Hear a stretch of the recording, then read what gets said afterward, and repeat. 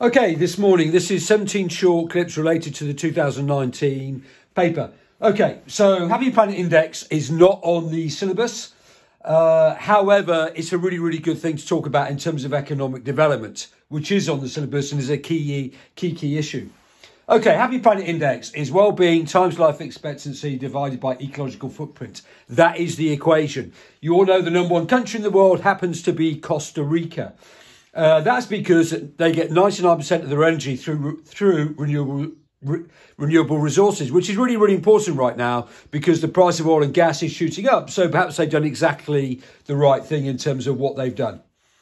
We've also got other indicators like the Human Development Index, the Index of Sustainable Economic Welfare, and also, of course, GDP per capita. Now, we all know that GDP per capita is a really raw indicator of economic welfare. It doesn't look at the environment, doesn't look at equality. It just looks in terms of how much output a country produces.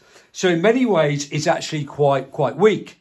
But we all know what the advantages are of economic growth, for example. Next up, we have HDI, which is three things: life expectancy, education, and gross national income, which is quite similar to GDP per capita. Okay, and then obviously Costa Rica is quite low on this one, but it is number one in terms of the Happy Planet Index. Right.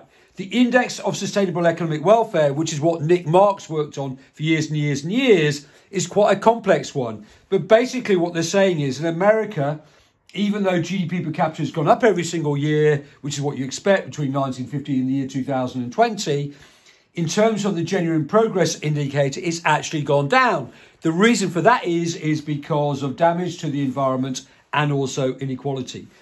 So if you get an essay on economic development, I would definitely be talking about the Happy Planet Index and talking about Costa Rica because you fully understand it. And also, the fact that they've now gone renewable is a really cool move because the oil and gas price has shot up.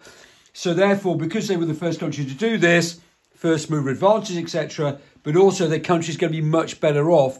It is no longer held to account by the great big oil industry and the gas industry throughout the world today.